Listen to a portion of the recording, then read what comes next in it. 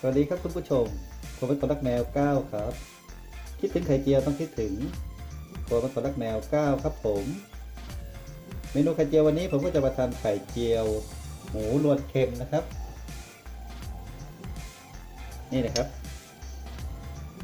หมูรวนเค็ม1 จานเล็กๆนะครับแล้วก็ที่ขาดไม่ได้เลยนะครับก็จะเป็นไข่ไก่2 ฟองนะครับผมก็จะใช้ไข่ไก่2 ฟองนะครับผมโอเคครับเดี๋ยวเรามาทำการตีไข่กันเลยนะครับ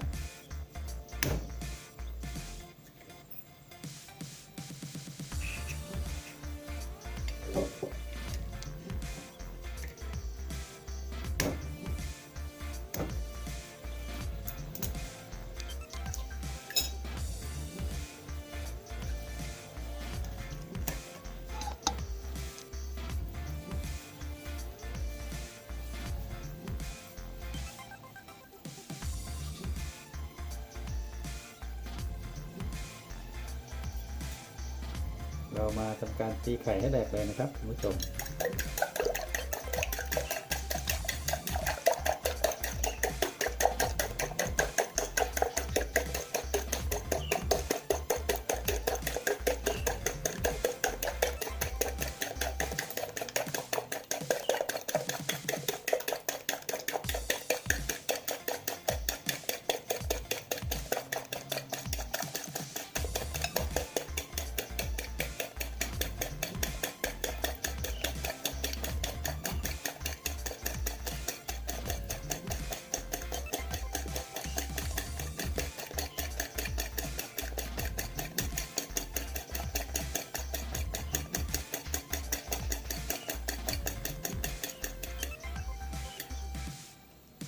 โอเคครับตีไข่แหลกแล้วนะครับเราก็นำเมนูวันนี้เลยนะครับหมูรวนเค็มนะครับจะใช้หมูรวนเค็ม1 จานเลยนะครับวันนี้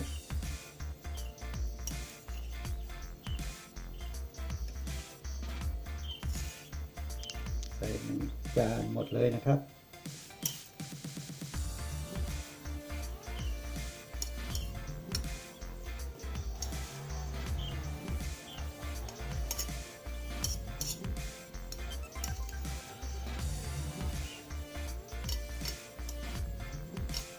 วันนี้ก็จะมีเสียงช่างตัดต้นไม้นะครับอยู่บริเวณใกล้ๆนี้นะครับบ้านใกล้เคียงก็จะจ้างช่างมาตัดต้นไม้นะครับคุณผู้ชมก็จะได้ยินเสียงเลื่อยตัดต้นไม้ดังอยู่เป็นช่วงๆนะครับผมโอเคครับเราใส่หมูรวนเค็ม1 จานหมดแล้วนะครับเราก็คลุกเคล้าให้เข้ากันเลยนะครับ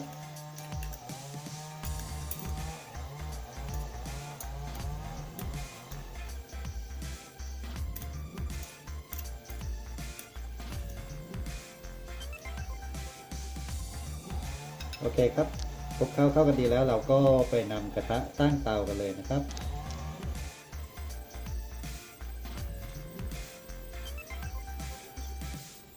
โอเคครับคุณผู้ชม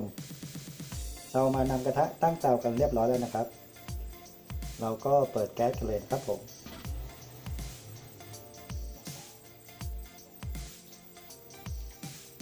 เปิดไฟแรงได้เลยนะครับเปิดแก๊สที่ถังแล้วเราก็มาเปิดแก๊สที่เตานะครับช่วงนี้เราใช้ไฟแรงได้เลยนะครับ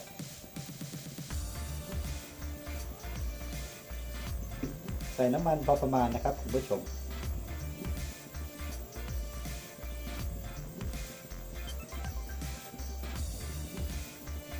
น้ำมันหมด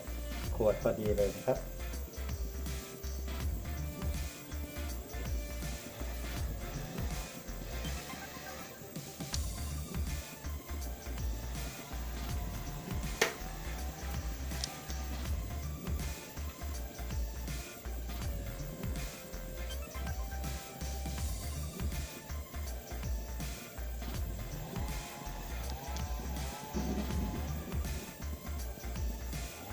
เดี๋ยวรอให้น้ำมันร้อนสักครู่นะครับคุณผู้ชม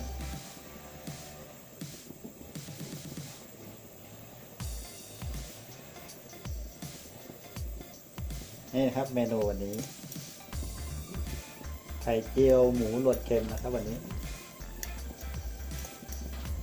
ใช้หมูรวนเค็ม1 จานเล็กๆครับคุณผู้ชมก็ลองไปทานกันได้เลยนะครับเดี๋ยวเช็คดูน้ำมันก่อนนะครับดูว่าร้อนดีหรือยังนะครับมันก็ขึ้นมาพอสมควรแล้วนะครับโอเคครับน้ำมันร้อนดีแล้วเราปรับลดไฟลงกลางๆก่อนนะครับไม่ต้องใช้ไฟแรงนะครับเดี๋ยวไข่ของเราจะไหม้ซะก่อนนะครับผมโอเคครับเราใส่ไข่ลงไปเลยนะครับ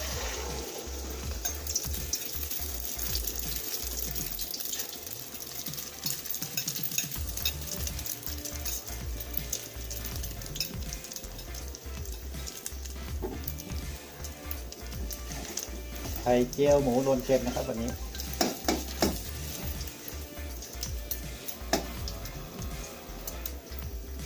เดี๋ยวคุณผู้ชมคอยดูหน้าตาของไข่เจียวหมูรวนเค็มนะครับว่าจะออกมาเป็นอย่างไรนะครับเดี๋ยวคอยติดตามชมไปพร้อมๆกับผมเลยนะครับผมก็จะเห็นหน้าตาเมนูในวันนี้ไปพร้อมๆกับคุณผู้ชมเลยนะครับ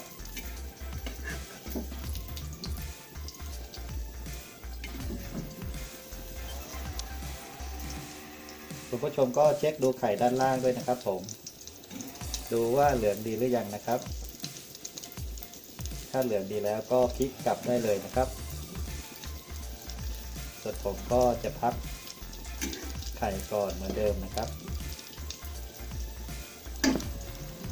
เป็นความชอบส่วนตัวนะครับผมพับเพื่อให้ไข่หนานุ่มแล้วก็พลิกกลับได้ง่ายนะครับ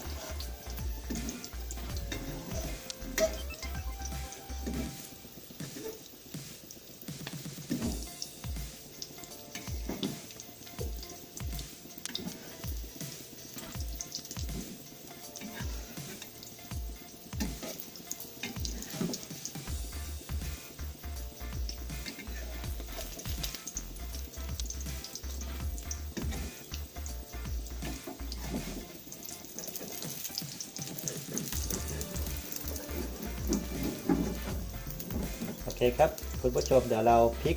กับไข่ไปพร้อมๆกันเลยนะครับดูว่าหน้าตาจะออกมาเป็นอย่างไรนะครับวันนี้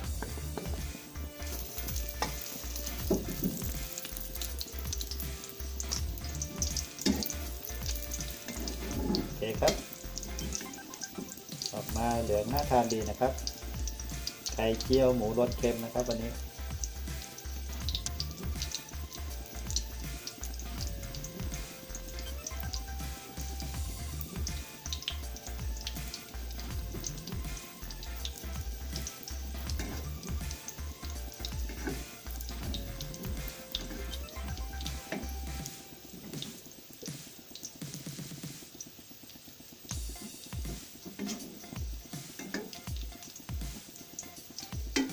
เดี๋ยวรอ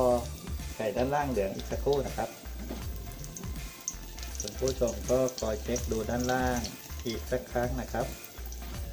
ถ้าเหลืองดีแล้วก็ปิดแก๊สได้เลยนะครับหรือเป็นการเจียวไข่เสร็จเรียบร้อยในวันนี้เลยนะครับ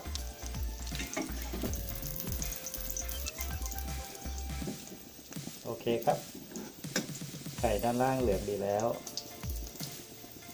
เดี๋ยวผมปิดแก๊สเลยนะครับ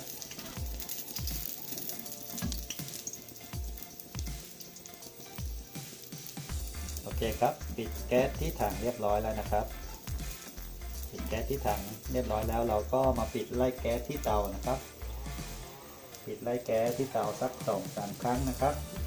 เพื่อไม่ให้แก๊สตกค้างนะครับผมโอเคครับปิดไล่แก๊สเรียบร้อยแล้วนะครับเดี๋ยวรอให้น้ำมันที่ตกค้างอยู่กับไข่ไหลออกมาสักครู่นะครับ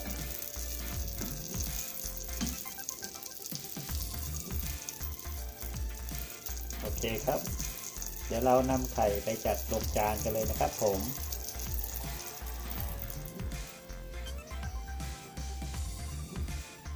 โอเคนะครับคุณผู้ชม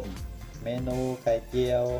หมูรวนเค็มในวันนี้ก็เสร็จเรียบร้อยแล้วนะครับ